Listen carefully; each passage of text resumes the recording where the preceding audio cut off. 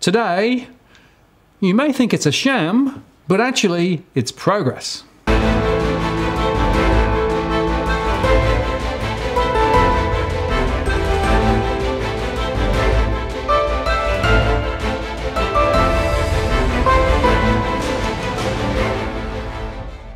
Hello again, it's Martin North from Digital Finance Analytics, our latest post covering finance and property news with a distinctively Australian flavour.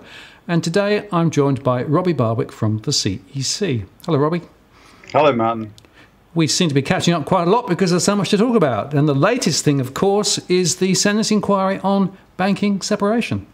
Yes, the deadline was Monday. That's when it was due. They've released it early. And they've released it early because they didn't do a proper inquiry. It's tokenistic. So in many respects, it's a joke. However, the joke's on them. I got a copy here. Okay. There you go. I do encourage people to read it. It's worth going through. Why I say the joke's on them? Think about it this way. In the American Civil War, General Grant lost battle after battle after battle after battle after battle against Robert E. Lee, but he won the war because all those battles wore down the Confederacy, right?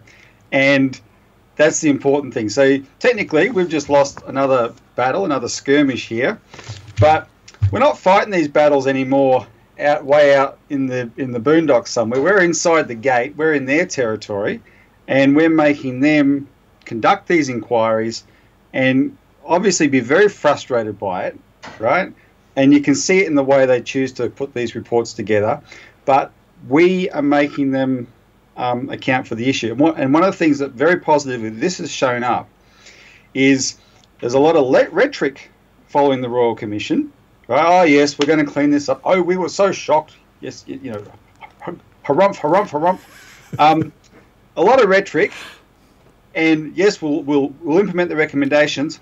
But when you put them up against a specific policy that has many measures in there that will address all those things that came out of the Royal Commission, no way, right? And they end up exposing themselves. So that's what's very positive about it.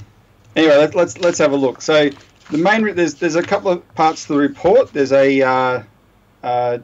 there's the main report by Senator Jane Hume, our Senator for Bankers, as we call her. There's a very disappointing contribution by the Labor Party, but there's an excellent contribution. I can't believe how good it is by the Greens. The Greens' dissenting report here is, I would go so far to say, I'm at a loss to think of a contribution by a parliamentarian in the world that's better than this. Yep. Right. There's been a lot of discussion about Glass-Steagall around the world. This is very, very good. It's not narrow. Puts it in a broad context. It's very good, and that alone now is permanently part of the parliamentary record, and we can build on that going forward. But yeah, that said, the highlights to us are things like the way we set the agenda. So, for instance, they say from the beginning, there was over 900. What they call them pieces of correspondence. Now, they've done the dirty on that. They've taken those. They've chosen to call them 900 pieces of correspondence in order not to accept them. Out of those over 900, they've accepted 54 as submissions. Now, so for DFA viewers who made a submission, you should be upset about that, right? This is actually treating you with contempt. But in the back of your mind, take a little bit of pleasure out of it because this is the kind of tricks they have to employ to save face in terms of the way these politicians want to keep protecting the banks here. So they've stripped down the over 900 submissions to 54. Of those 54, 4 are either opposed to banking separation or qualified in their opposition. One was qualified in its support. So 1 was qualified in support, 3 were opposed. Those 4 submissions have equal billing to the CEC's submission. So there's only 5 submissions that are addressed in the report, the CEC's, and those 4. So by all appearance, it looks like 20% of submissions were for separation, and 80% weren't. No, it's the opposite way. It was, I did the calculation. It's 99.96% of submissions were for separation, and only 4.4% were against. But they have equal billing. But that's interesting too, the way they choose to do that. It's worth going through those actually, Martin, because I do encourage people to read the report, and you may have questions about them. So I've got opinions on all these that they highlight. So they quote us, and I'm happy they've done that. But I would have been, that they ignored you. They ignored. I mean, Dr. Wilson Size in a footnote. There's a whole bunch of other submissions I know that are very high quality, high powered submission. They've just chosen to ignore exist, including most of the submissions that I know were made by overseas experts. They've just written them out. Right, that's now. When you see the arguments that get made, though, you see why they didn't want those expert submissions really taken into account. And this is all Jane Hume's decision making. So the qualified support came from the Australian Institute for Progress, which is a Liberal Party linked think tank in Brisbane, and I found theirs completely unintelligible because they said that they support the idea of separation, which is good, but then they took issue with the bill itself and said, just leave it at the part that says you should separate the banks, because all these other provisions of the bill, you shouldn't do that. You shouldn't put those rules on the banks about what they can't do. Well, all those provisions of the bill are the specific investment banking activities that have to be in there to define what separation means, right? So I don't know where these people are coming from, but Jane Hume, maybe because they're liberal, she loved that, and she quoted this more than once as yes, see, it's a poorly written bill. No, it's not a poorly written bill. I can assure you, when this bill was first introduced into Parliament, the drafting office sent it back to Bob Katter's office unchanged, and that's never heard of. Right? That's how well drafted it is. So anyway, that's a lame attempt there. Who are the three opposers to Glass-Steagall? Well, the Australian Shareholders Association, and I don't know a lot about them. Maybe you do, but they own the shares, and I know that scare campaigns work on them. They don't want shares to tank or whatever, and so they might have been told, if you mess with the banks too much, those shares are going to go down like they were doing last year. Just despite the fact that, of course, there were arguments made that there's more value to be created by actually breaking the banks up into smaller parts and become more manageable and more efficient. And that's right, and that's what, and as we know, John Darlson, the former ANZ director, makes that specific argument. Yep. And this is where public hearings would have been invaluable, because people like John Darlson can come to those and make those points, and the senators on the committee would have been hard pressed to contradict what he's saying, right? So things like that. So that was their position. They've basically curled up in a ball and said, don't change too much. Let's just stick to the recommendations of the Royal Commission. The Banking Association, predictably, they have said, no way, we shouldn't have this law. Let's just stick to the recommendations of the Royal Commission. Well, of course they'd say that. They celebrated the recommendations of the Royal Commission. Their shares went up on the recommendation of the Royal Commission. The Royal Commission was a limp piece of lettuce on their wrist. Of course, they'd say that, so that's entirely predictable. The Finance Sector Union was under the other entity that opposed separation. And for some reason, and I'm very disappointed in them, and I suspect their members, if they were paying attention, would be more disappointed. Because as you know, separation is multifaceted. So the core of separation is getting investment banking out of commercial banking, because there's risks there that get basically effectively subsidised by commercial banking and our deposits, and then they get put at risk. But in Australia, it's broad, especially in Australia, but generally it's much broader than that, because you have this vertical integration problem that would have solved as well. And the Finance Sector Union is supposed to represent the members.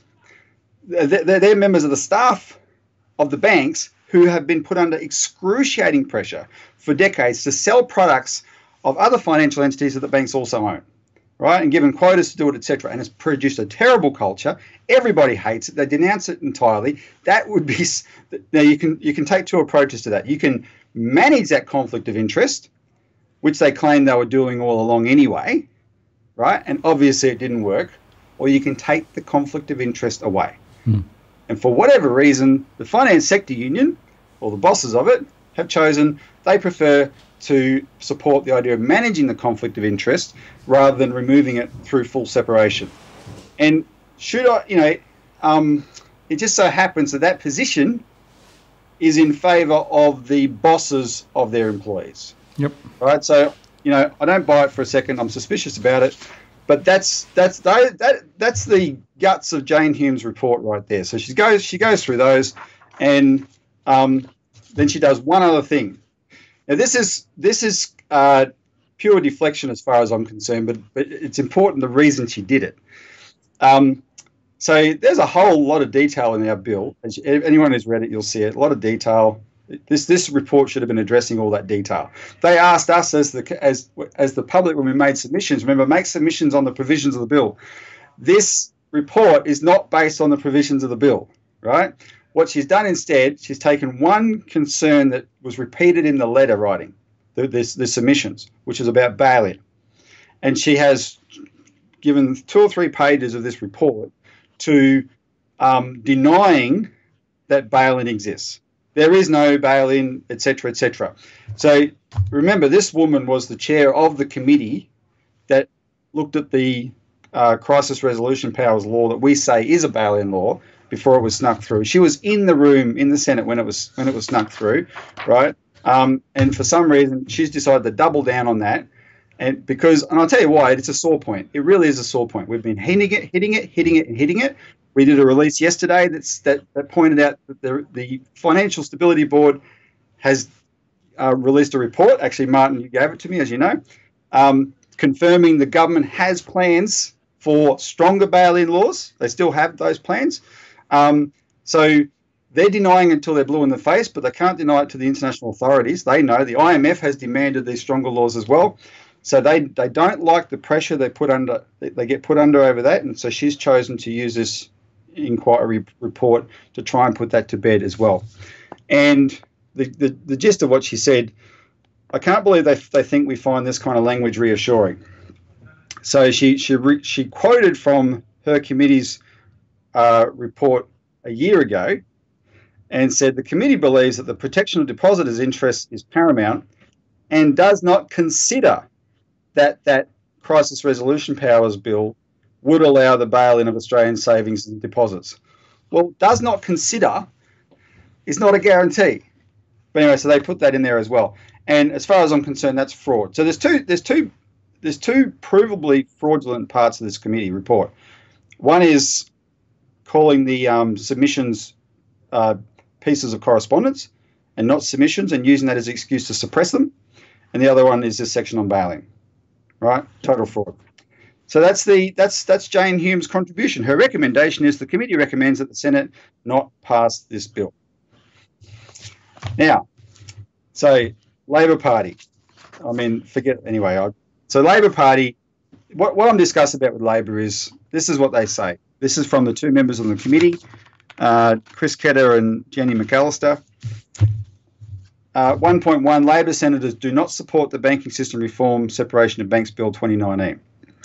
1.2 does not reference separation. 1.3 does not reference separation. Okay, sorry, no, 1.3.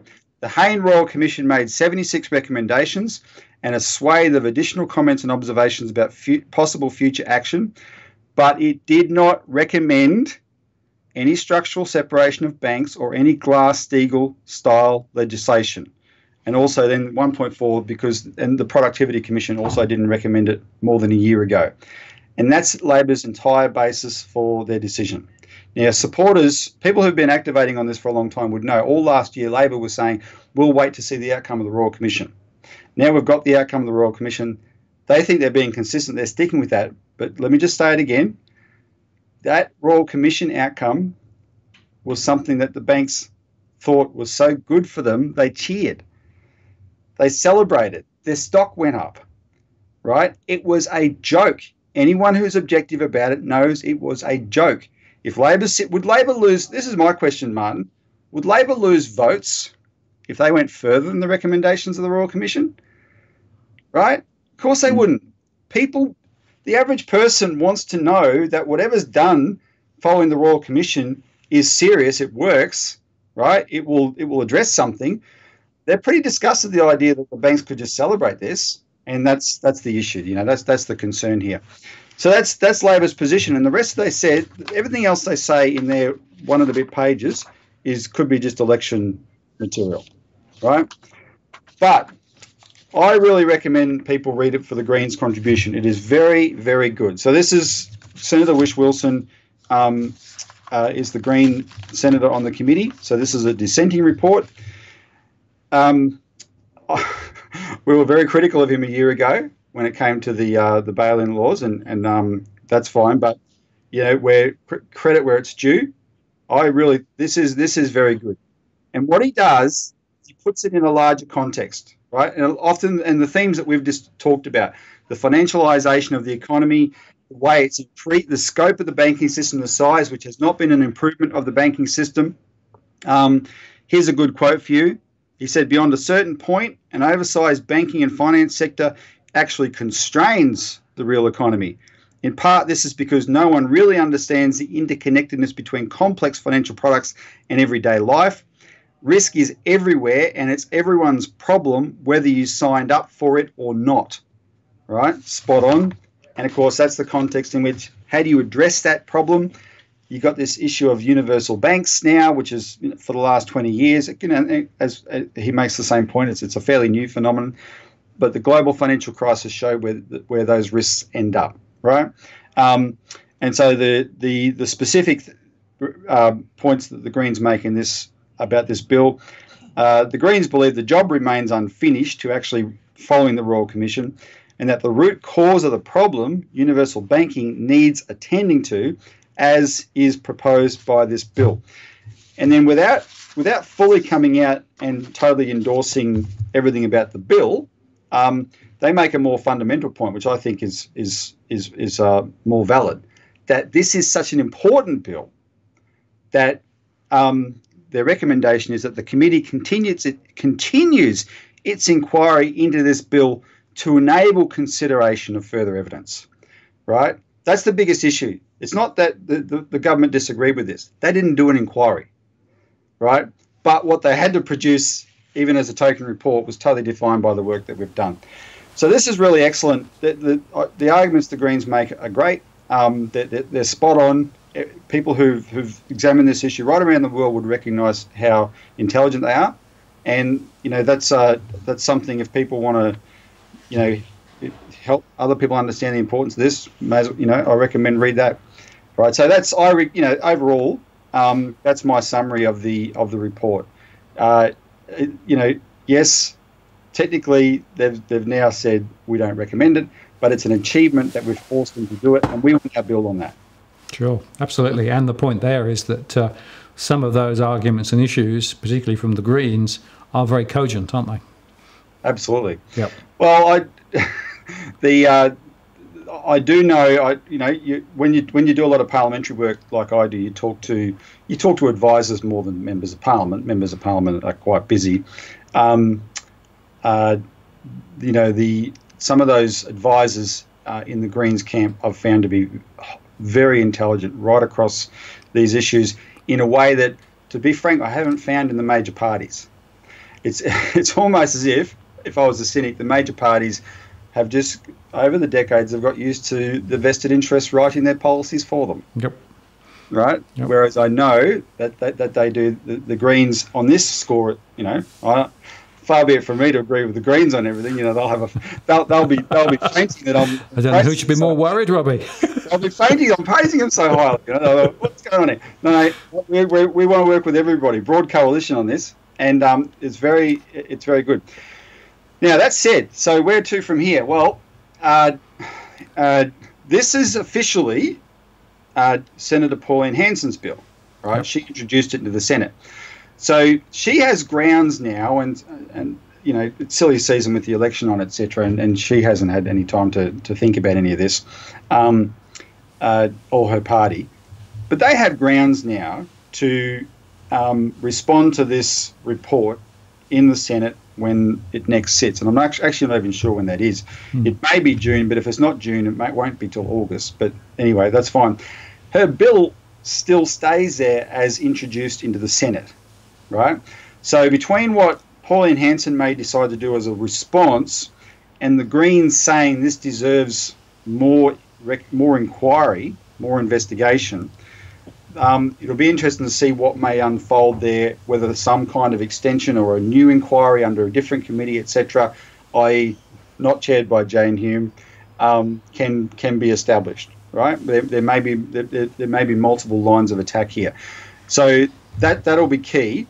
What we're encouraging people to do is a few things. So if you personally feel slighted by having your submission not accepted as a submission with the effort you made, get onto the authorities about it. Call the committee and call Jane Hume's office, right?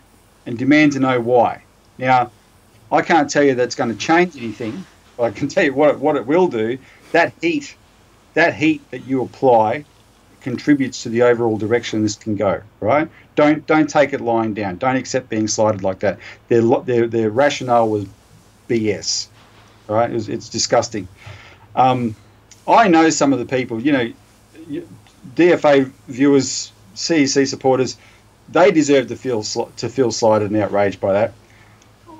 Some of the people that I know overseas that have made submission are such highly qualified people. It is disgusting that the committee would treat their submissions like this and not even take into account. It is disgusting. It really proves the contempt they have for anyone who wants to take on the banks that they're there to protect. So there's that you can do.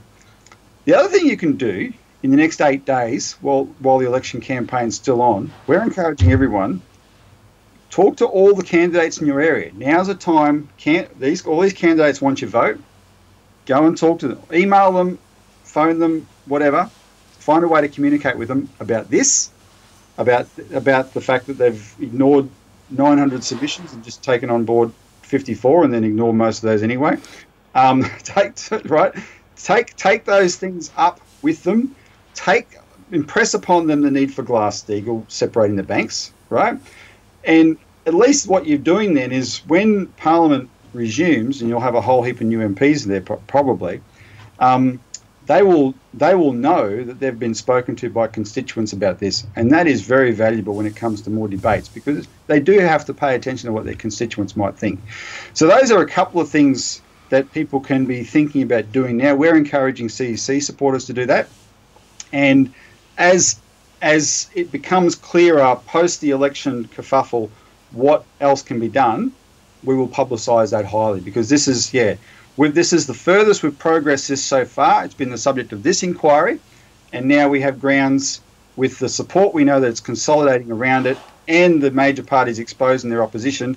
We have the ability to come up with tactics to push it even further forward than that. But we're inside the gate having these battles, right? Not way out in the boondocks anymore. Absolutely. Yeah, it's very interesting, isn't it, how it's playing out? And it's pretty much as we expected, I suspect, because, these things never actually are easy. No. But nevertheless, there's a difference between battles and wars. And the compelling case around this with regard to the future operation of the banks is so critical for Australia that essentially it's going to continue, isn't it? It is. Yep. Yeah, the banks aren't going to change voluntarily, Martin. Yep. That's true. Right. And therefore the problem ain't going. No, that's right. Particularly now, and the urgency is everything else that's talked about on your channel. Yep. This housing crisis is a worry, and where that goes, the banks. There's a real danger of a major banking problem, major banking crisis. That's what this bill is designed to. It was inspired by the last one. It's better to get these things in place now before those kind of crises erupt. And I just want to make one other quick point, and that is there was another separate inquiry into payday lending, which actually went through an inquiry process. And at the end of that, there was some draft legislation that was actually recommended. And that got lost, right? And it got lost because industry pressure. So yes. It's quite clear that whether you're looking about, the big side of banking or in terms of the payday lending, Parliament is actually under the control, indirectly, of the finance sector. Yes. And what happens now, can I just make so it looks locked up, right? The game looks rigged. And what you've got to understand, though, is what happens in those circumstances is because you can never control that type of thing ultimately, a political revolt builds, right, from the outside and starts pulling down those means of control. Yep. And so it's self-inflicted by them. So don't give up at all, right? But just that's the type of thing that's got to motivate you. It's in just what happens in the system, but we have, people, these politicians at a certain point, they're going to be looking at their window and seeing torches and pitchforks, right? And then reality will click in. Absolutely. Robbie, I appreciate your time today. Thank you very much for taking us through that. And as you say, the story continues. It does. Stay tuned. So there you have it. A really important perspective from Robbie there. And whilst the current momentum may seem to be sagging, I think there is still plenty of opportunity down the track to continue to push for the better structure of the banking system in Australia to the benefit of all Australians. I'm Martin North from Digital Finance Analytics. Many thanks for watching. We'll see you again next time.